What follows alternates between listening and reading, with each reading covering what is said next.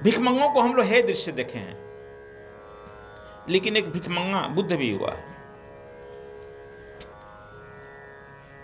एक बार काशी में भीख मांगने के लिए निकला था बुद्ध।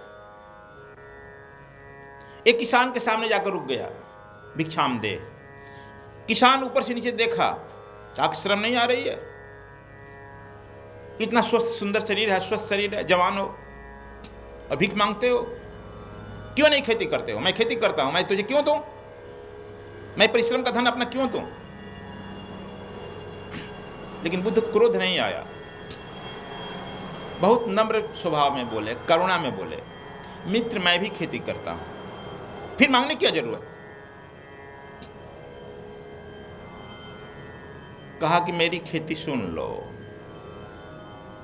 मैं ज्ञान का हल चलाता हूं, श्रद्धा का बीज बोता हूं और तपस्या के पानी से सींचता हूं। यह मेरी भी खेती है। कहा बड़ा उपदेश दे रहा है। तब तक से देखा कि उस नगर का, काशी का सबसे बड़ा श्रेष्ठ कुमार जो है, श्रेष्ठ पुत्र आ रहा है और 10, 20, 50 इनके शिष्य लोग भी आ रहे हैं, राजपुत्र लोग आ रहे हैं। कहा कि हो सकता है इस रास्ते से निकले। लेकिन बुद्ध तो वहीं खड़े थे और आए, फटाफट लोग सबसे साष्टांग प्रणाम कर गए। किसान घबरा गया। देखो, और श्रेष्ठ पुत्र को समझा, कहा कि आप भी इनके पैर पे गिर गया। कहा कि बुद्ध है भगवान, गुरु, हमारे गुरु, गुरुओं के गुरु, तुम धन्य हो गए, आज तुम्हारे यहां कुछ मांगने आया। देखो, ऐसे व्यक्ति जो खेती कर रहा है, इसलिए कहा कि दान तुम दे कहां रहा है। ऐसा व्यक्ति जो खेती कर रहा है, यदि उसके लिए तुम कुछ दे दिया तो तुम धन्य हो गया, तुम्हारा जन्मों जन्म का उद्धार हो गया। इसलिए इस दान देखना चाहिए कहां दे रहा है। और कठोर वचन जहां भी हम बोले हैं, जाकर के क्षमा मांगना चाहिए। यदि किसी को गाली दे करके, किसी की हत्या करके हम जाकर मंदिर चले जाएं, मस्जिद गुरुद्वारा चले जाएं, वह परमात्मा खुश नहीं होता है। तुम उसी को न कहीं गाली देकर गया है। पात पात में साईं रमत है, कटुक वचन मत बोल रहे। हर पत्ते में उस साईं परमात्मा ही है ना, किसको कठोर बोल रहे हो? उसलिए पहले क्षमा मांगो, तब मंदिर में प्रवेश करो, नहीं तुम्हारी सुनी नहीं जाएगी। इसी संदर्भ में नानक देव जी कहते हैं कि उसी गुण निधान का भजन करो, उसे ही श्रवण करो, उसका ही भाव मन में रखो, जिससे दुख छूट जाता है, सुख घर आ जाता है। तुम लोग दिखाता है ज्योतिष से कि कौन ग्रह है, कौन नक्षत्र है, उस ग्रह नक्षत्र के फेरे में पड़ जाते हैं। सुख दुख सब अस्थायी है, सुख दुख से परे परम पद। वह परम पद जो है, उस परम पद में परमात्मा में यदि मिल जाता है तो यह सुख दुख अपने आप गिर जाते हैं। अंतिम में कह रहे हैं, गुरुमुखी नादम गुरुमुखी वेदम गुरुमुखी रही समाई, गुरु ईश्वरु गुरु गोरख गो बरमा गुरु पार्वती माई। कहते हैं कि गुरुमुख से निकला वाणी ही गुरुवाणी कहलाई है ना। जब गुरु नानक देव के मुंह से निकला, तब यह अपढ़ों का लैंग्वेज था, भाषा था।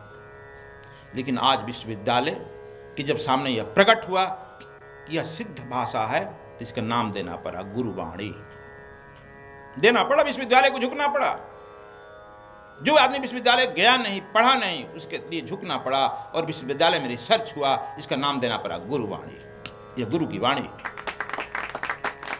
कबीर साहब ने सतही भाषा में बोला, इसलिए उनकी भाषा को भी देना पड़ा नाम संत वाणी। इसलिए जो गुरु मुख से निकलता है वही मंत्र है ना। मंत्र मूलम गुरु वाक्य, गुरु के मुख से निकला हुआ मंत्र है। इसलिए कहते हैं गुरुमुख नादम, वही नाद शब्द है, शब्द से सृष्टि हुई है, उसको मिथ्या मत मानो। इसीलिए गुरुमुख से निकला, हम लोग पाठ कर रहे थे। गुरुमुख मंत्र है, सिद्ध है, उसको अलग से सिद्ध करने की जरूरत नहीं है। वह सिद्ध है, इसलिए उसे निकला है, सिद्ध है। गोमुख से निकला हुआ पानी को सिद्ध नहीं किया जाता है, गोमुख का पानी बिल्कुल सिद्ध है। अब जब उस पानी में तुम्हारे यहां तक पहुंचती है गंगा का पानी, उसमें तुम पॉल्यूट डाल डाल कर, अपना विचार डाल डाल कर पॉल्यूट कर देता है। गुरुमुख से जो निकल रहा है वही ज्ञान है, वही वेद है। अलग से वेद खोजने की क्या जरूरत पड़ा है तुम लोग। ओम सहस्र श्रीखा पुरखा, गुरु के मुख से निकला वही वेद है, वही ज्ञान है। तुम ज्ञान को उपलब्ध हो जाता है और वही गुरु की वाणी जो है उसके मुंह में समाया हुआ है, वह नहीं उसके वाणी में परमात्मा समाया हुआ है। तुम उस वाणी को ठीक से मनन कर लेगा तो परमात्मा को उपलब्ध हो जाएगा। इसलिए गुरु ही शिव है, गुरु ही विष्णु है, गुरु ही ब्रह्मा है। पहले शिव क्यों कहा? गुरु ईश्वर। ब्रह्म शिव जो है तुम्हारे अंदर जितने मलावरण है उस मलावरण को वह जलाता है, काटता है, विध्वंस करता है। शिव काम है विध्वंस करना। इसलिए कहे, पहले कहे हैं गुरु ईश्वर, गुरु शिव है। फिर गुरु विष्णु कहे हैं। जब तुम्हारा मलावरण समाप्त हो जाएगा तो वह गुरु रूपी विष्णु जो है तुम्हारे अंदर जो है सकारात्मक वृत्तियों को, सतवृत्तियों को संचालित करेगी, जिसे तुम इस संसार में कुछ करते हुए अगले संसार के लिए भी कुछ कर सको। सतवृत्तियों का संचालन करती गुरु ब्रह्मा है। अब जब तुम्हें निर्माण अच्छे का होने लगा तो तू गुरु ब्रह्मा का रूप हो गया और गुरु पार्वती माँ आई और गुरु माँ का भी काम करते हैं। माँ का काम जो अपने गर्भ में छिपाया है, अपने ज्ञान रूपी गर्भ में छिपाया हुआ है, उस ज्ञान को तुम्हारे तक पहुंचाता है और तुमको कभी कठोर बोलता है। देखा है ये थी मिट्टी का बर्तन बनाने वाले, गगरा घड़ा बनाने वाले, कुम्हार क्या करता है? एक हाथ नीचे रखता है घड़ा के अंदर, एक हाथ से ऊपर से पीटता है। यदि केवल ऊपर से पीटते रहे, नीचे नहीं रखे तो घड़ा टूट जाएगा। गुरु भी यही करता है, धीरे धीरे कभी डांटता है, कभी जोर से भी डांट देता है, लेकिन यह देखता है कि तुम अंदर से टूट मत जाओ, यह भी देखता है। लेकिन धीरे धीरे धीरे धीरे तुमको उस घड़े की तरफ पकाता है। इसलिए कहते हैं गुरु पार्वती माई, गुरु माँ का भी काम करता है। अक्सर विद्वान व्यक्ति भटक जाते हैं। जो बहुत विद्वान होता है, पढ़ा हुआ होता है, वो बहुत भटकता है। एक बात कहेगा, दूसरे बात को कहीं ना कहीं किसी शास्त्र से काट देगा, भटकाव आ जाएगी ना, भटक जाता है। जो निपड़ होता है व्यक्ति वो जल्दी नहीं भटकता। गुरु जी के मुंह से निकल गया, पकड़ लिया, आगे नहीं सुनेगा। किसी के लाख बीच रास्ते में कुछ समझावे नहीं। पढ़े लिखे आदमी को यहाँ से कुछ भेजेगा गुरु समझाकर, वहाँ जाएगा तो कुछ शास्त्र में और समझेगा, नहीं यही बात ठीक है, उनको छोड़ देगा। वहाँ से आगे जाएगा, उनको कुछ वो भी छोड़ देगा। वो जगह जगह पल्ला पलटते रहेगा, घूम फिर कर वहीं वहीं रहेगा, आगे नहीं बढ़ेगा वो, या पीछे खसकते चला जाएगा। इसलिए यह दिक्कत है। रामायण, पुराण, वेद, कुरान, बाइबल, गुरु ग्रंथ साहब में तुम खोजते रह जाता है। वाणी जो है ठीक ठीक समय के सदगुरु के मुंह से निकलता है, और जब निकल जाता है तुम ठीक ठीक पकड़ लेते हो तो तुम्हारा जन्मों जन्मों का पाप धुल जाता है, वो तुम्हारा उद्धार हो जाता है। देखो, शरीर रूपी जब गुरु आता है तो वह जो है उस परम पिता निरंकार के आभास से युक्त होता है।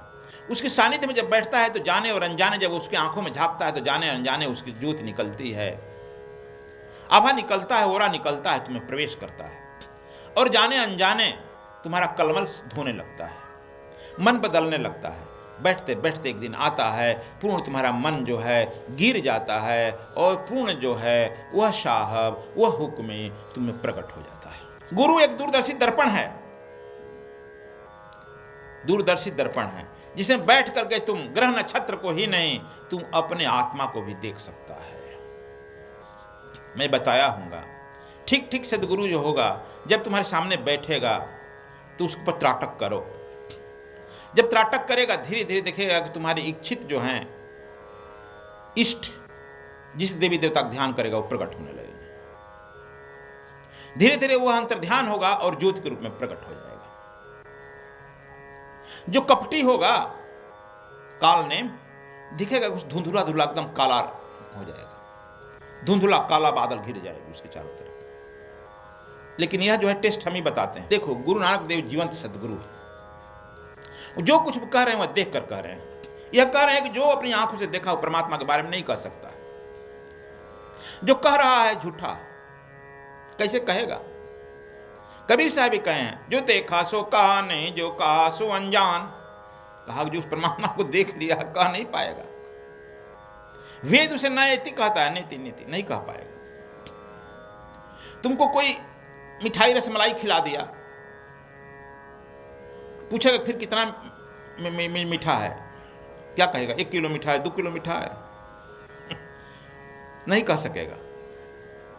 वही है, इन्होंने कहते हैं कि जो उस भी परमात्मा को देखा है आंख में वह कह नहीं सकता है। इसीलिए कहते हैं हम लोग भी, जबलन देखो अपनी नैना तबलन मानो गुरु की वैना। देखो मत विश्वास करो। पुस्तकों की बात पर क्यों विश्वास करेगा? कबीर साहब कहते हैं, बिन देखे वा देश की बात कहे शुकुर। बिना देखे उस देश की बात, उस परमात्मा की बात, उस निरंकार की बात कहता है क्रूर। शास्त्रों के माध्यम से बड़ा कठोर बात कह रहे हैं, जबकि हम लोग शास्त्रों की बात गाते हैं, शास्त्रों की बात ही कहते हैं। कहते हैं नहीं, गुरु एक देहि बुझाई, सबन जियन का जिया का, एक दाता सो मैं बिसर न जाई। देखो यहां पर मेथड बता दिए, इतना जो श्लोक कहे हैं उसका अंतिम मेथड भी बता दिए। जानते थे कि तुम नहीं समझ पाएगा, इसलिए अंत में विधि बता दिए। कहते हैं कि गुरु की यह उक्ति, यह गुरु एक उक्ति दे देता है, मेथड दे देता है, विधि दे देता है, और उसी विधि में गुरु स्वयं छिप जाता है। लेकिन तुम लोग उस विधि को नहीं पकड़ता है। समर्थ गुरु जो होता है उसमें विधि भी दे देता है, और चाबी भुलवा देता है। गैर जिम्मेवार आदमी के हाथ में चाबी क्यों लगाए? तुम्हें आ जाएगी पत्रता, चाबी मिल जाएगी। देखो ये मेथड दे दिए हैं। इस सब जीवों को बनाने वाला एक ही है, चाहे कीट फतिंग हो या आदमी हो, घोड़ा हो या हाथी हो, सबको बनाने वाला वो एक ही है, एक परमात्मा है। और उस परमात्मा को, उस दाता को, उस ईश्वर को, उस एक परम पुरुष को जो अनेक नहीं है, वह मन से निकल न जाए। यह विधि है। जहां भी तुम जा रहे हो, देख रहे हो कि यह आदमी है, वो फटाक से कहो, सोच लो वो इसको परमात्मा ही बनाया है। कैसे चोर कैसे है? मैं क्यों कहूं? यदि मैं कह रहा हूं तो परमात्मा में दोष लग रहा है ना। इसी को तो वही भी ना, कीट फतिंग जा रहा है, उड़ रहा है, सारी सृष्टि में सब कुछ छोड़ रहा है। कहा सबका तो क्रिएटर वही है ना। मैं बस वह देखो और स्मरण कर लो उसको, उस परमपिता को। जब उस परमपिता को स्मरण कर लेगा तो वही परमपिता परमात्मा उस व्यक्ति से, उस पशु से, उस कुत्ता से, बिल्ली से भी वही प्रकट हो जाएगा, और तो जो है तुम्हारा मुक्ति का द्वार खुल जाएगा। इसमें नानक देव जी ने इसमें मेथड बता दिए, देख दिया। लेकिन सबन जीवन का एक दाता सो मैं बिसर न जाई। यह जलता हुआ अंगारा है, लेकिन इस अंगारे को पाकट में नहीं रख सकता है। लेकिन तुम पाकट में रखेगा, पाकट भी जलाएगा, तुमको भी जला देगा। इसलिए कहते हैं जहां भी किसी को देखो समझ लो कि इसको भी बनाने वाला वही निरंकार है, और उसको स्मरण करो। पौड़ी 6वीं। तीरथ नावा जेतिस पावा, विण पाने के नाई करी, जेति सेठ उपाई वेखा, विण कर्मा के मिले लई। मत विच रतन जवाहर मानक, जे एक गुर की सिख सुनी, गुरा एक देह बुझाई, सबना जिया का एक दाता, सो मैं विसर ना जाई। उस परमात्मा को स्वीकार हो, तीर्थ में स्नान करो। स्वीकार बिना स्नान क्यों करें? जितनी सृष्टि उत्पन्न हुई है देखता हूं, भाग के बिना किसी को नहीं मिलता है। यदि तीर्थ नहा रहा हूं, उस परमात्मा, जाते हैं तीर्थ ना, जरूर नहाते हैं। कभी सुना उस परमात्मा को स्वीकार है? यदि स्वीकार है तो मैं 10 बार नहा लूं, 1000 बार डुबकी मार लूं। यदि स्वीकार नहीं हो रहा है तो क्या करने से फायदा है? कुंभ में गया है ना, इलाहाबाद कुंभ में, कुंभ मेला लगा हुआ था, उसमें लाखों लाख करोड़ों लोग डुबकी मार रहे थे। शंकर जी पार्वती भी गए थे। शंकर जी ने कहा पार्वती से, पार्वती जी भी कही कि देखो स्नान कर रहे हैं लोग। पार्वती कहे कि देखो सब तो हर हर गंगे कर रहा, हर हर शिव कर रहा, आप मुक्त हो गए ना सब। कहा कोई नहीं, कोई नहा नहीं रहा। कहा कोई नहीं, इतने लोग नहा रहे हैं। पार्वती कहने का ना ना कोई नहीं नहा रहा। पार्वती चल अपना काम कर। कहा कि नहीं हम देखेंगे, सब नहा रहा है। देखे ना कपड़ा बदल रहा है। कहा कपड़ा बदल रहा है ना, शरीर भिंगा रहा है ना, स्नान कोई नहीं कर रहा। नहीं तो क्यों कहते तीर्थ नावा जेति सुभावा बिन भाणे की नाई करे। गुरु नानक देव क्यों कहते यार, जरा सोचो। अभी लग रहा है नासिक में कुंभ 15 में, तुम लोग बता देते हैं। अभी से नासिक के लोग तैयारी कर रहे हैं। तो उस कुंभ में पार्वती जी नहीं माने, कहा कि चलो हम दिखा देते हैं। वहां शिव जी का मंदिर भी था। सब लोग स्नान करके पानी लोटा लोटा लेकर स्नान करने जा रहे थे। हर हर ओम नमः शिवाय को डाल रहे थे। पार्वती जी अपने रूप में हो गई, शंकर जी एक कोढ़ी के रूप में पार्वती जी का हाथ पकड़ लिए, हाथ एक ठेल डंडा से ठेलते हुए जा रहे थे। मंदिर के बाहर खड़े हो गए। जो भी जाता था डालने के लिए देखा था, इतनी सुंदर औरत कोई कोढ़िया रखा है। उस पार्वती का हाथ खींच कहता चल मेरे साथ चल, इस कोढ़ी के साथ क्या लगा है, चल मैं तुमको बहुत सुख सुविधा दूंगा। पार्वती ये सोचे कि तो बड़ा घर बड़ा है। सुबह से शाम तक खड़े हो गए लोग, सब पार्वती जी का हाथ छिला गया खींचते खींचते लोगों का। और कोढ़ी कहता था मुझे प्यास लगा है, पानी पिलाओ। कोई पानी नहीं पिला रहा था। शाम हो गई। उसी भीड़ में मान सिंह भी गया। मान भी गए थे ना, ये भी गए होंगे, गया था ना। जब भी गए तो अपना पानी लेकर पीछे पीछे जा रहे थे। उधर देखे कि भाई कोढ़ी मांग रहा है कि मुझे पानी पिलाओ, प्यास लगी है। तो अपना लोटा का पानी दे दिए, लो भाई पी लो, पी लो परमात्मा पी लो। तुमको यदि पिला दिया तो वह शिव जी पर जल चढ़ गया। अपना कपड़ा उपड़ा जो लिए थे वो भी पहना दिए कि लो भैया पहन लो। शंकर जी प्रकट हो गए।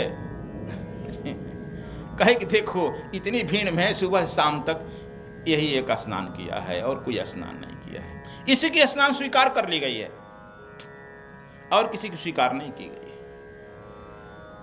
करोड़ों में एक की स्नान स्वीकार। इसलिए गुरु नानक देव की बात जरा ठीक से समझो। कहते तीर्थ नावा जेतु सुभावा बिन भाड़े की नाई करे। यदि तीर्थ में गए स्नान स्वीकार हो जाए तो 1000 बार करो, नहीं हुआ तो मैं क्यों करूं।